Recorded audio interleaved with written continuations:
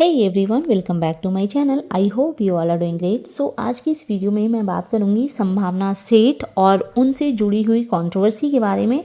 वैसे तो recent controversy जो उनकी चल रही है उनके हाउस हेल्पर के साथ में और उनके इंटीरियर डिज़ाइनर के साथ में, उससे यही समझ में आता है कि संभावना सेठ सिर्फ एक इंटरटेनर नहीं है बल्कि कंट्रोवर्सी का भी एक बहुत बड़ा नाम बन चुकी हैं, जहाँ हर डिसीजन पर पब्लिक उन पे सवाल उठाती है। और इनकी हरकतें भी कुछ पास्ट में भी अगर आप देखें तो ऐसी ही रही है।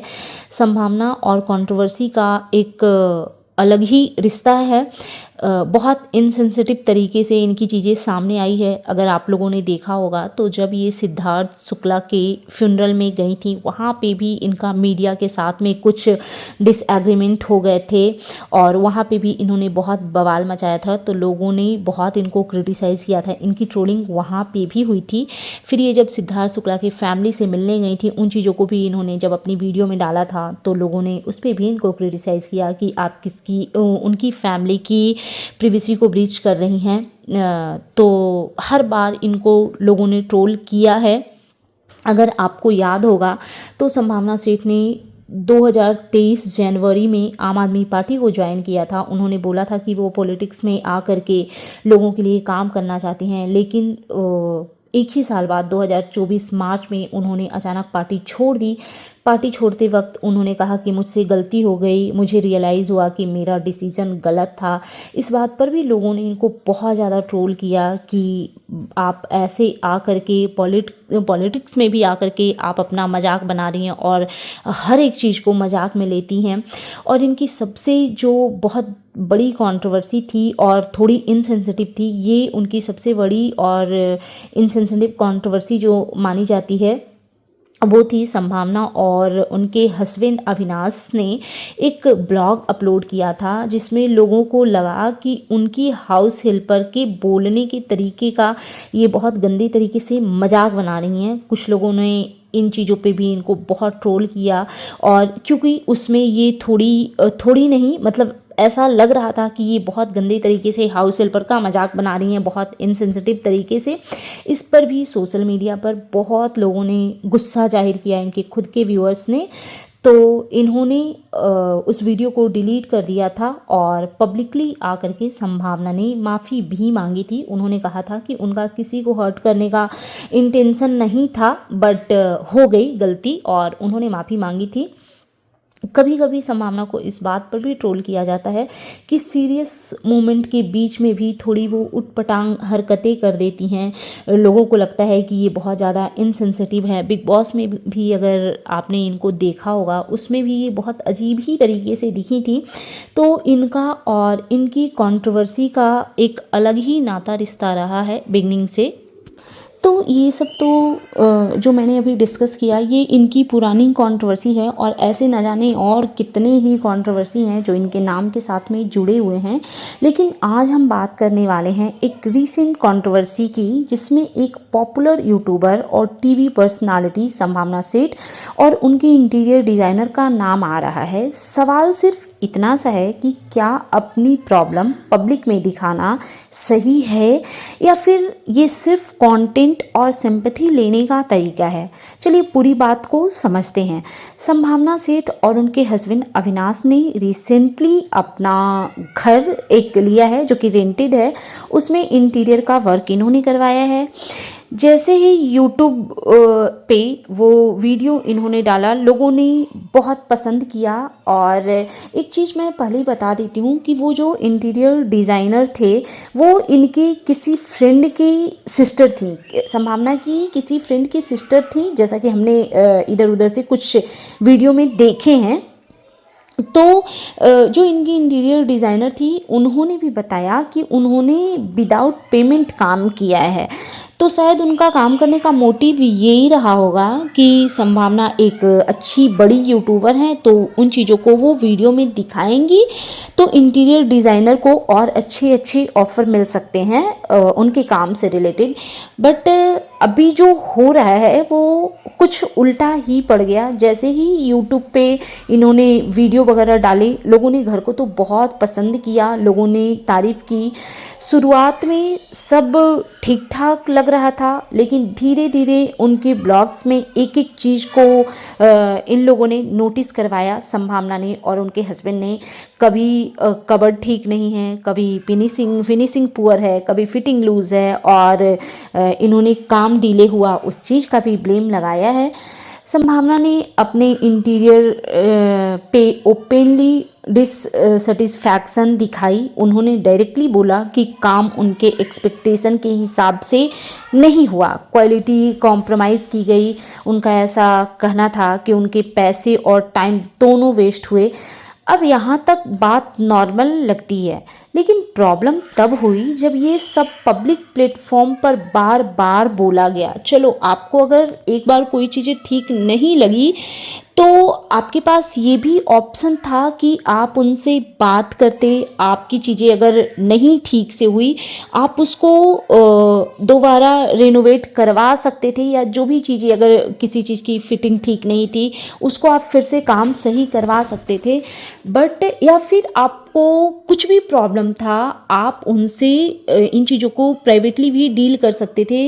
इनके जो व्यूअर्स हैं उनको ये भी कमेंट में मैंने देखा कि लोग इनको एडवाइस दे रहे हैं कि आप कंप्लेन करो, केस करो।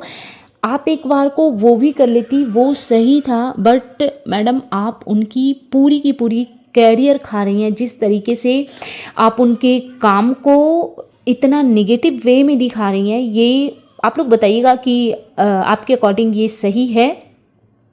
पब्लिक प्लेटफॉर्म पे बार बार ये बोला गया है कि यहाँ ख़राब है, वहाँ ख़राब है। मतलब जब ये स्टार्टिंग में फ्लैट देखने जाती थी तो बड़ा खुश होती थी, तो पता नहीं ये सिर्फ बालकनी देख देख करके ही खुश हो गई, और किसी चीज़ों पे इन्होंने ध्यान ही आई थिंक नहीं दिया। लोगों ने कमेंट भी करना शुरू किया कि अगर इशू है तो प्राइवेट में सॉल्व करो, पब्लिकली किसी के प्रोफेशनल लाइफ को ख़राब करना, किसी के प्रोफेशन को बार बार सेम करना, ये कहीं से सही नहीं है। अब क्या हो गया है ना, दो हिस्सों में टीम बट गई है। एक टीम संभावना हो गई है। अगर टीम संभावना की बात को देखें कमेंट सेक्शन के अकॉर्डिंग, तो कुछ लोगों का कहना है कि अगर पैसा दिया है तो कस्टमर को कंप्लेन करने का हक है, जो कि इनका बिल्कुल कहना सही है।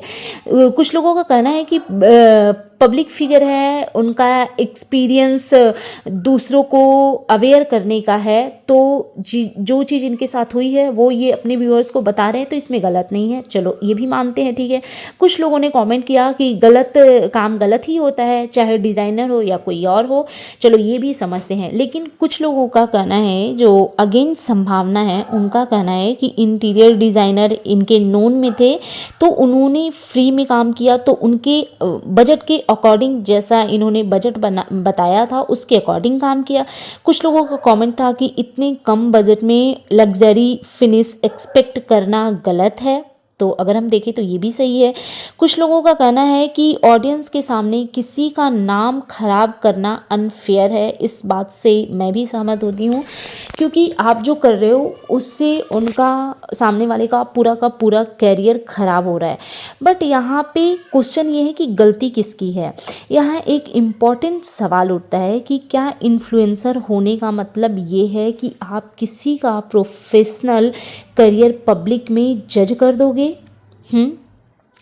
या फिर क्या आज के टाइम में सोशल मीडिया ही क्या नया कंज्यूमर कोर्ट बन चुका है कि हर एक चीज़ की के लिए न्याय आपको यूट्यूब चैनल पे ही मिल जाएंगे? यूट्यूब चैनल में सिर्फ आपको डॉलर मिलेंगे, न्याय नहीं मिलेंगे। अगर आपको न्याय चाहिए होता तो आपको कहीं और जाने की ज़रूरत थी। तो पूरी कंट्रोवर्सी से एक बात क्लियर है, पावर जब कैमरा के पास होता है, रिस्पॉन्सिबिलिटी भी उसी लेवल की होनी चाहिए। और साथ ही ये भी सच है कि हर कस्टमर को अपनी प्रॉब्लम बोलने का हक है, लेकिन तरीका भी उतना ही इम्पॉर्टेंट है। आप पब्लिकली आकर के किसी की पूरी कैरियर नहीं खा सकती हैं, और एज अ इन्फ्लुएंसर तो बिल्कुल नहीं। आप लोगों का क्या मानना है कमेंट सेक्शन में ज़रूर बताइएगा। संभावना सेठ गलत है या सही है, या इंटीरियर डिज़ाइनर सही है या गलत है? कमेंट्स में अपनी राय ज़रूर दीजिएगा, ये मेरा हम्बल रिक्वेस्ट है। अब एक जो दूसरी कंट्रोवर्सी आ रही है वो ये है कि संभावना की जो हाउस हेल्पर थी गुड़िया, उनका चैनल इन्होंने डिलीट करवा दिया। अब चैनल को डिलीट क्यों करवाया गया? बिकॉज़ गुड़िया ने अपने चैनल पे एक ब्लॉग डाला था जिसमें वो चिकन मटन कुछ तो बना रही थी और संभावना सेठ ने और हाँ, उसने गुड़िया ने बोला कि मैं ये टमाटर की चटनी बना रही हूँ जिसके साथ मैं खाना खाऊंगी बिकॉज़ मैं नॉनवेज नहीं खाती। तो उस घर में 3 ही लोग रहते हैं, संभावना, अविनाश और गुड़िया। तो अगर गुड़िया ने चटनी बनाई तो उन्होंने ये नहीं बोला कि दीदी के लिए भी बनाया, मतलब उनके स्टेटमेंट से ऐसा लगा कि संभावना और उनके हस्बैंड नॉनवेज खाने वाले हैं। और दूसरी तरफ देखा जाए तो संभावना ने हर बार अपने इंटरव्यू में ये बोला है कि वो प्योर वेजिटेरियन है। अभी हाल में एक वो पॉडकास्ट में गई हुई थी, सना खान आई थिंक नाम है ना, हाँ, उनके पॉडकास्ट में वो गई थी। वहाँ पे भी उन्होंने बोला कि आई एम ए वेजिटेरियन, क्योंकि ये डॉग लवर है, एनिमल लवर है, इसलिए ये नॉनवेज नहीं खाती। एक तो देखो, हम किसी पे क्वेश्चन नहीं उठाते कि आप नॉनवेज क्यों खा रहे हो, आप वेज क्यों खा रहे हो, वो आपका चॉइस हो सकता है। बट आप एक इन्फ्लुएंसर होकर, पब्लिक फिगर होकर के इंटरव्यू में आप कुछ और बोलते हो और आप घर में कुछ और कर रहे होते हो, तो इनका झूठ का जो वो पर्दाफाश गुड़िया ने कर दिया बाय मिस्टेक, आई थिंक उन्होंने अपने ब्लॉग में वो दिखा दिया। इस वजह से इन्होंने उसका पूरा का पूरा चैनल डिलीट करवा दिया। और तब से गुड़िया अगर इनके वीडियो में दिख भी रही हैं तो उनका चेहरा काफ़ी उतरा उतरा सा है, अगर आप लोगों ने नोटिस किया होगा तो एक तरफ तो आप वीडियो में दिखाते हो, जैसा कि जिस दिन संभावना के इन लॉज आए थे उस दिन ये बहुत चहक चहक के गुड़िया की तारीफ़ कर रही थी कि मम्मी इसने बहुत काम किया है। जैसा कि आप लोगों को पता है कि संभावना बटरिंग बहुत करती है, जिसकी भी करनी होती है। और एक चीज़ आप लोगों ने भी नोटिस किया होगा कि ये जो इन्फ्लुएंसर है ना, इनको झूठी तारीफ़ें और झूठे क्रिटिसिज्म ये करने की बहुत आदत होती है। तो ये बहुत खुश थी गुड़िया से, क्योंकि इनके पूरे घर को शिफ्ट करने में गुड़िया का भी बहुत बड़ा योगदान रहा था। और 4 दिन के बाद इन्होंने गुड़िया का चैनल ही डिलीट कर दिया। इसके भी ना 2 पहलू हैं। कुछ लोगों का कहना ये है, जैसा कि एक कमेंट इनके वीडियो पे आया हुआ था कि आप किसी के घर में रहते हो तो बिना परमिशन के वीडियो बनाना गलत है। मैं इस बात से एग्री भी करती हूँ। अगर संभावना ने गुड़िया को रखा होगा तो एक अच्छे खासे अमाउंट के साथ में उसको रखा होगा सैलरी पे, ठीक है। उसके बाद गुड़िया ने जो भी वीडियो वगैरह बनाया, अगर वो संभावना को पता नहीं था तो फिर यहाँ पे मैं गुड़िया की गलती बोलूँगी। लेकिन मेरा ये भी कहना है कि एक छोटी सी बच्ची से अगर गलती हो भी गई तो आपको शायद उसने इसलिए कर लिया होगा कि कुछ एक्स्ट्रा इनकम उसके हो जाए। ऐसा तो था नहीं कि वो आपको दिखा रही थी या आपके पेट्स को दिखा रही थी, नहीं, वो सिर्फ कुकिंग का ही वीडियो बनाती थी। तो ऐसे में आप ये भी कर सकते थे कि उसको डांट देते, उसको समझा देते, या वो सिर्फ और सिर्फ वीडियो नॉनवेज वाले आप डिलीट करवा देते। लेकिन आपने पूरा का पूरा उसका चैनल डिलीट करवा दिया। अब इसको हम लोग हिपोक्रेसी नहीं माने तो और क्या माने। बाकी पता नहीं क्यों मुझे इन सब चीज़ों में कहीं पे ये मुझे सही लग रही हैं। अगर गुड़िया ने विदाउट इनके परमिशन के वीडियो बनाए तो वहाँ पे संभावना सही है, इनका बिल्कुल राइट बनता है कि आप मेरी घर की प्राइवेसी को ब्रीच ना करो। बट हाँ, जहाँ पे इनके पूरे चैनल को ही डिलीट कर दिया गया, जो कि चैनल आई थिंक मोनेटाइज था, तो वहाँ पे फिर संभावना की गलती है। बाकी आप लोग अपना अपना राय ज़रूर दीजिएगा कि वीडियो कैसे लगे आपको, और कौन से पॉइंट सही लगे, कौन से पॉइंट गलत लगे, वो भी बताइएगा। और अगर आप मेरे चैनल पे नए हो तो प्लीज़ मेरे चैनल को सब्सक्राइब कर लीजिएगा। वीडियो को लाइक करना बिल्कुल भी मत भूलिएगा। कमेंट बॉक्स में आप अपना POV ज़रूर दीजिएगा। Bye bye guys, take care, lots of love.